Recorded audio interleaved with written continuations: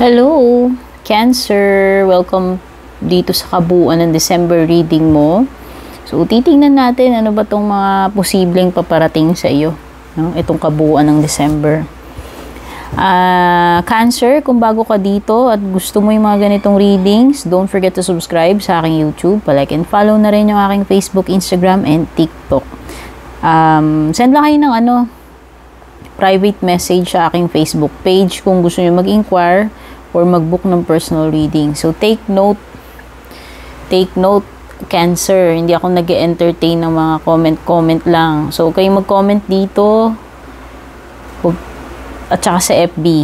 PM lang yung mga inaasikaso ko dun kung talagang interesado kayo mag-inquire or mag-book. Kaya huwag kayong magtaka kung hindi ako magre-reply sa mga comments na nagtatanong, okay?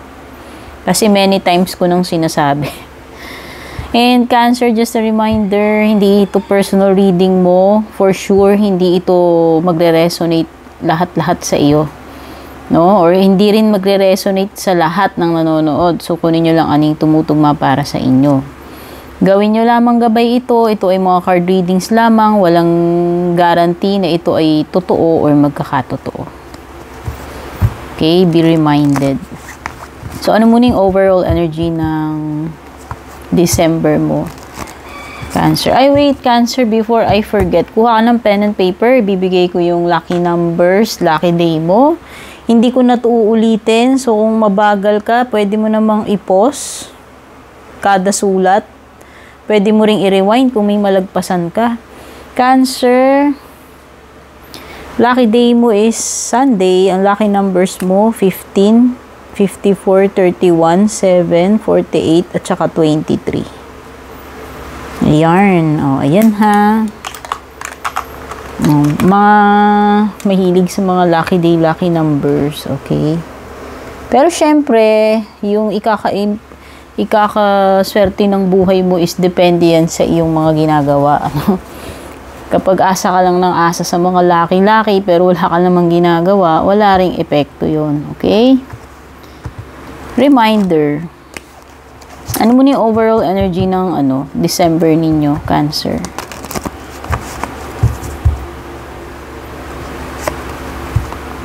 Uy, partnership. Wow. So is this a hint na may paparating na bagong partnership?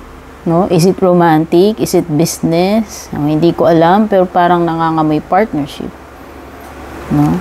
Whether may mamimit ka or may sasagutin ka, may bagong attraction or bagong simula when it comes to a relationship, whether bagong person, bagong relationship, or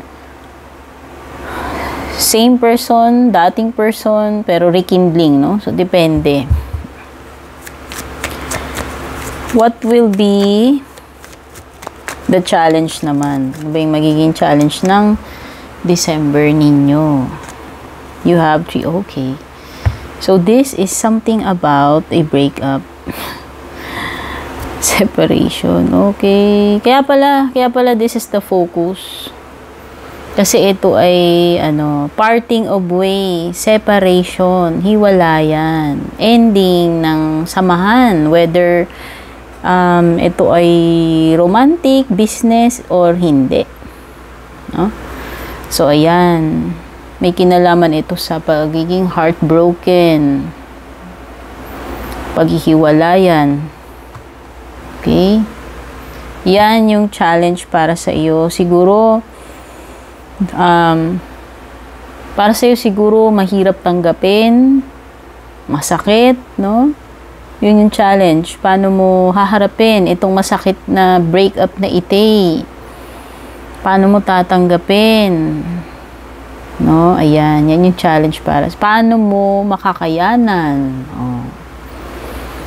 Yun yung pinaka-challenge mo this December. And what will be the blessing naman for you, Cancer? What will be the blessing? Wow. Kung inaalat ikaw pagdating dito sa mga partnerships, No, kung mabo-broken heart ka dyan, well, pagdating naman sa material na bagay, sa kaperahan, you will be secured. You will have enough. So, kung hindi secured yung relationship mo, pagdating naman sa material, sa kaperahan, ay secured na secured. Tingnan mo naman, o diba? Kapit na kapit. So, yun lang, no? Pwedeng, ang blessing mo is, hindi ka kakapusin. Pwedeng you will have more than enough. Okay? Yan yung blessing mo. At least, kung bokya ka ngayong December, sa love life, blessing mo naman pagdating sa kaperahan, material. Okay? Pero, huwag kang mag-alala dyan sa bokya-bokyang love life kasi pwedeng by January, hindi naman natin alam anong mga mangyayari, diba? O yun. Pwedeng December, bokya ka, pero pagdating ng January, Feb, Happy Valentine's ka na. Happy, o diba? Ano naman yung susunod? No? Ano yung susunod na pwedeng mangyari? O paparating sa iyo? What's next for you, Cancer, this December? You have the Page of Pentacles. So, pwedeng iba sa inyo dito, training, self-improvement, studying. May mga learnings, no? May parang meron kang gagawin na ikaka-level up mo. Yan. Kumbaga nagdadagdag ka ng knowledge, ng experience, ng skills, ayan. Yan yung magiging next para sa iyo. Self-development, at saka gaining knowledge, experience, yan. So, pwedeng ang mga susunod sa iyo is yung tipong may matututunan ka bago. Whether natutunan mo yan out of your experiences or talagang may mga trainings or inaral ka. So, what will be the result of all of this? No? Ano ba yung pwedeng posibleng magiging ending or outcome ng lahat ng ito this December?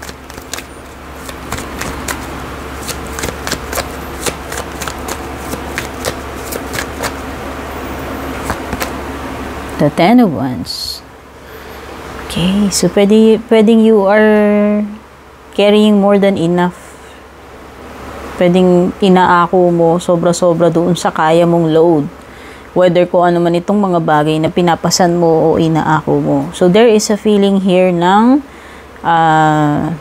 nabibigatan, nasusobrahan, nahihirapan. Pero at the same time, kahit na ganun yung nararamdaman, is still trying to carry itong heavy load na ito. So, tinatry kayanin. Yun pa rin yung energy kahit na mahirap. No? Pinipilit kayanin. So, sa tingin ko, if this has something to do with the breakup, pwedeng yan yung mga feelings mo. Of course, hindi naman ganun kadali ang mga breakup, lalo na pag na-broken heart ka. Kahit hindi pa yan romantic, kahit sabihin mo ng separation sa trabaho mo. Halimbawa, tagal mo na nagtatrabaho dun. Tapos pinalitan kang bigla, diba? Heartbreak nga naman yun. O diba? Hindi ganun kadali. So, sa tingin ko, you're just trying to be strong and pinipilit mong kayanin lahat-lahat ito. So, pwedeng bukod kasi dito sa mga breakup na yan, kung romantic yan or business, pwedeng may mga iba ka pa rin, syempre, may mga iba rin naman tayong dala-dala, hindi lang naman yun. So, pwedeng may mga, dala-dala ka pang something tungkol sa pamilya mo, o diba? Sa sarili mo, no? And yun nga, so, parang nagiging na siya, yung nagiging mabigat para sa iyo. Pero, yung outlook mo is positive ka eh. Na you are trying to reach a certain goal kahit na alam mong mabigat, mahirap. Pinipilit mong kayanin. Okay? So, ito yung outcome mo. No? So, hindi natin alam kung hanggang saan ka dadalihin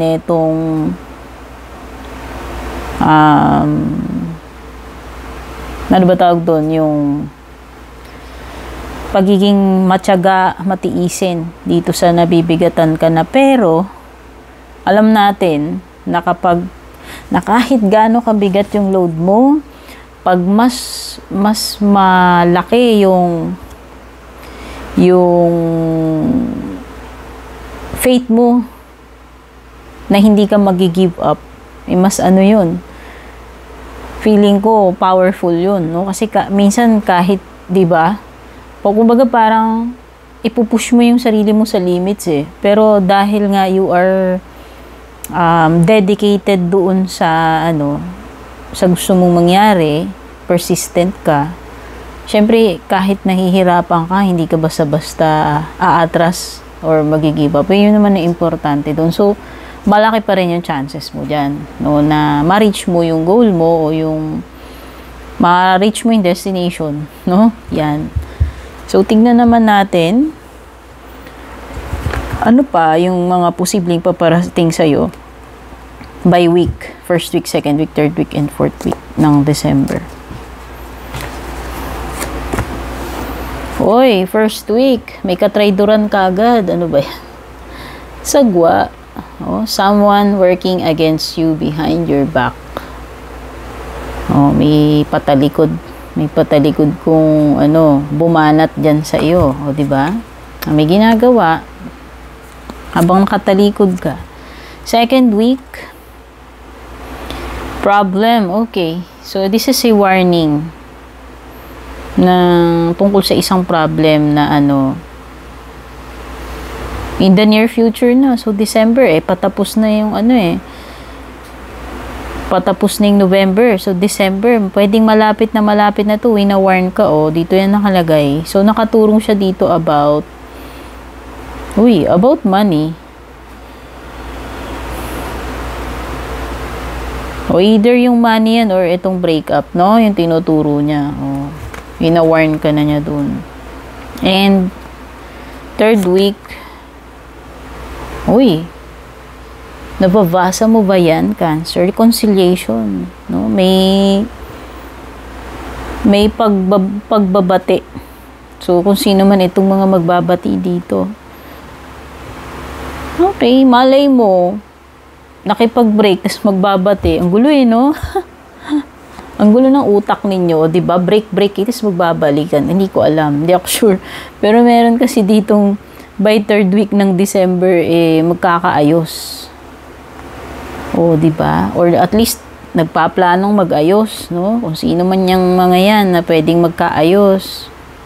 Fourth week mo, wow, ito na yung maganda. Mga bagong opportunities and possibilities. O, di ba? Bago matapos ang year, may magbubukas sa iyong mga oportunidad. May mga paths and possibilities opening up to you, Cancer. So, magandang pangitain yan sa paparating na year 2024. Kasi, parang may manifestation na ng December last week, nag-uumpisa na magbukas yung mga gates ng opportunities sa iyo, o diba? Bongga. So, when it comes to your closing message or advice, para ngayong December, Cancer,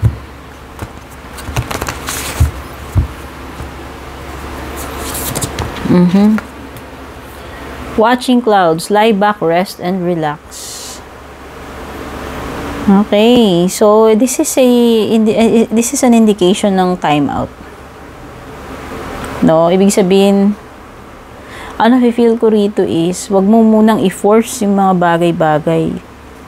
No, i-release mo yung mga expectations mo. Try to let go. Surrender mo muna lahat kay universe. No, ang gawin mo, lie back, rest, and relax. Ikalma mo muna yung isip mo, puso mo, yung soul mo, yung mga expectations mo, let go mo muna yan, and let's see kung ano mangyayari. Diba? Ito yun. It's about time na loosen up a bit, i-relax mo muna yung sarili mo. Mind, body, spirit, heart. O, diba? So, yan. Kumbaga, everything's being taken care of by by your angels and by the universe. Kaya, i-ano mo muna, ikalma mo muna yung sarili mo, i-relax mo muna yung sarili mo. And, sit back ka and tignan mo anong next na mangyayari. Okay, Cancer? So, sana nagustuhan mo to, and if you did, don't forget to like and share. Take care and God bless.